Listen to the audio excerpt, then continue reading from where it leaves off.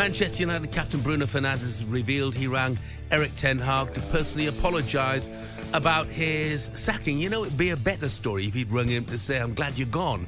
It's not really a great line, I don't think, saying he apologises about his sacking. Joe Marler's retired from international rugby with immediate effect. He won 95 caps. He played no further part in England's autumn campaign. Says he wants to spend more time with his family. And Tottenham ended their brilliant week by beating Aston Villa 4-1 just 4 days after reaching the Carabao Cup quarter-finals. Ange Postecoglou was pleased with his players' desire to respond after Sunday's disappointing loss at Crystal Palace.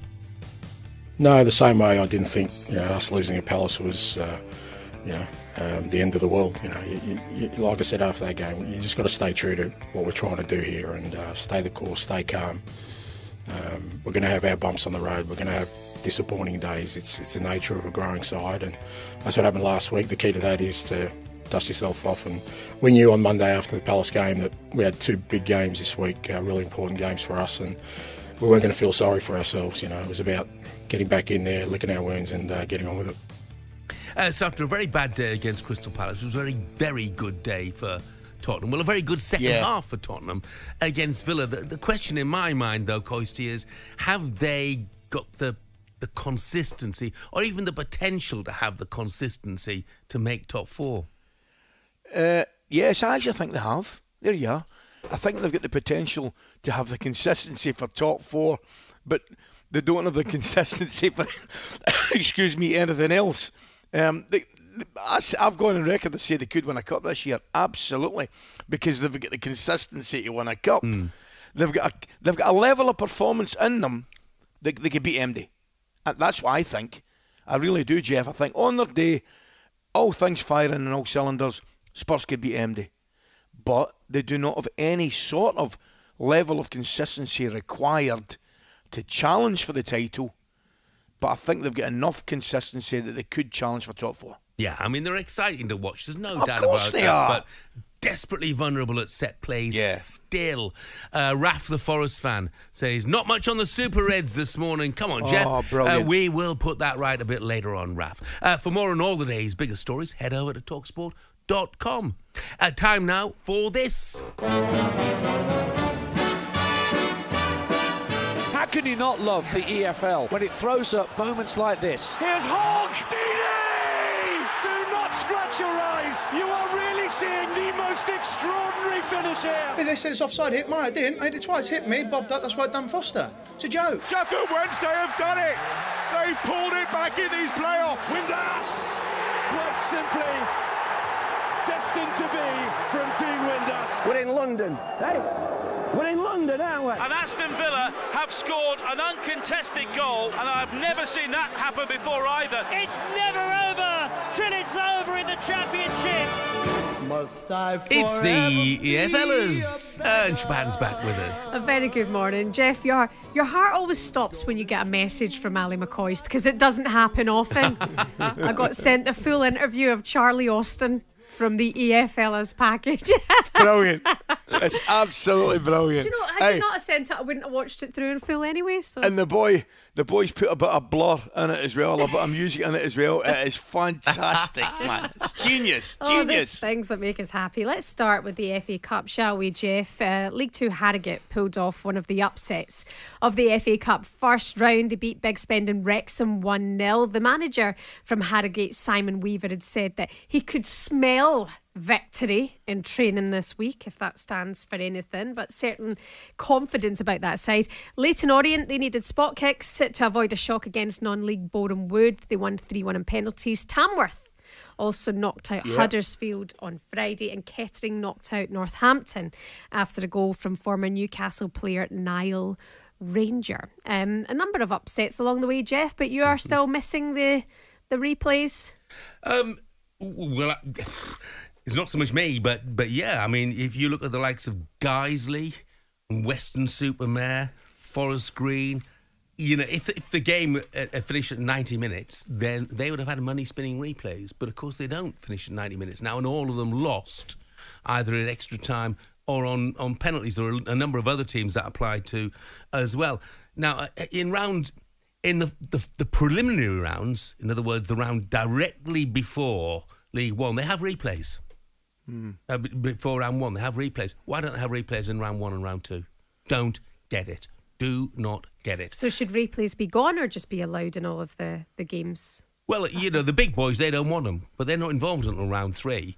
There you are, Jeff. The lower league clubs, they, as far as I see, and there will be people who disagree and teams who disagree. As far as I can see, most would welcome still having replays because of the potential of having a money-spinning tie, especially with TV involved at this early stage. So, if I'm picking this up right, you're telling me they have different rules for different games within the same competition? Yeah. Can't be. It's impossible. They do. Well, that's a farce. We that's lost. A farce. We lost in the final. That's a farce. In the fourth preliminary round. You can't in a replay. Rules. We played on the Saturday, and then we played a replay on the Tuesday night. But then they changed the rules when it gets to the first round proper. Well, that's madness. Which makes no sense. You cannot have different rules within the same competition. Okay. It just can't happen. Mm-hmm. But look, I watched a bit of Sutton yesterday. I watched a bit of Sutton, Birmingham yesterday. Yeah. It was a good competitive tie.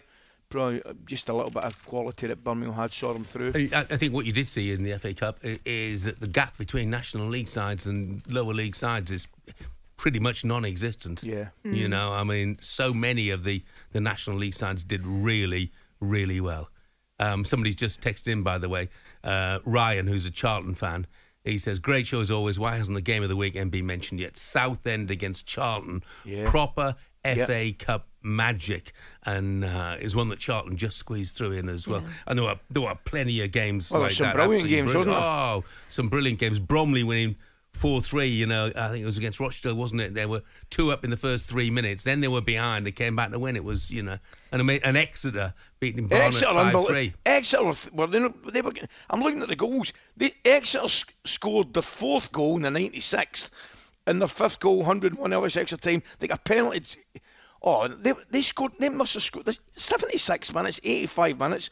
Oh, that must have been some game down there. Late onslaught, I think you'd call it. Yeah, incredible. Yeah. Wow. Look, it's great. It's just the FA Cup's still great. In the early rounds, you get some sides that you would never. I mean, Weston-super-Mare against Bristol Rovers. What a performance that must have been from them. Yeah. Absolutely brilliant. Also, non-league Chesham go for a giant killing tonight. They're hosting Inform Lincoln. Second round draw, by the way. You mentioned Charlton there. They'll head away to Walsall. Reading also, that's one to look out for. They'll be taking on 7th tier Harborough Town in the second round draw as well. So it is always an exciting Harborough Town, what did they win by? It was one of the non-league teams, wasn't it? I might have been thinking of Hensford against whoever they were playing. They were 3-0 up and then managed to lose 4 the game. each finished. Gainsborough won in penalties. Yeah. Sorry? Gainsborough beat Hednesford in penalties. On penalties, they were 3-0 down in that game. That's right, mate. And I think some great performances. I take it we're hoping John Hill's not on with Coral. I mean, John will probably still be in his bed after the weekend, won't he? Rochdale beat 4-3 at home. Oh yeah, absolutely. Man. They're never in sight. By the way, just quickly looking at the Championship, Watford smashed Sheffield Wednesday 6-2. Incredible. That's a great result. 4 goals from Vakun Bayo. Tom Cleverley, the youngest manager in the Championship, says that he's getting more experience, bearing in mind of the managers that he's facing along the way. Leeds beat Plymouth 3-0. Wayne Rooney's side in the relegation zone. Wayne Rooney was trending at the weekend because he said his next fixture against Portsmouth is a derby. But Jeff, is it a derby? The Dockyards derby? Right. If you're listening in Portsmouth or you're listening in Plymouth, turn off. Have you gone? Okay. And then come back in a minute. Because, of course, it's not a traditional derby. Of course it's not. We're not stupid. We're not daft. We know the distance between the two clubs. But traditionally, and people will say it's a media thing, traditionally it was known as the Dockyard Derby because of the naval dockyards in the two places. And I know Portsmouth fans hate that. I know Plymouth fans hate it. But I've had, naval officers texting me saying, it's true that is why it was called the Dockyard Derby, because it was naval base against naval base. Geographically, it's not a derby, but there are plenty of derbies, actually. Palace against Brighton, that's not a derby, is it? But people refer to it as a derby, and there are plenty of... if you go to Spain, Barcelona and Real Madrid, it ain't a derby, but people sort of view it as a derby. Derby, rivalry, like it always across the... Do me a favour, send me the Sailor Friends numbers. I've had a number of naval officers text me. Brilliant. Always take us by surprise. Fantastic. Shebahn, thank you very much. talkSPORT Breakfast, waking you up Monday to Friday morning from 6 a.m.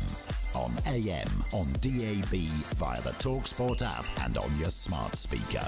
talkSPORT.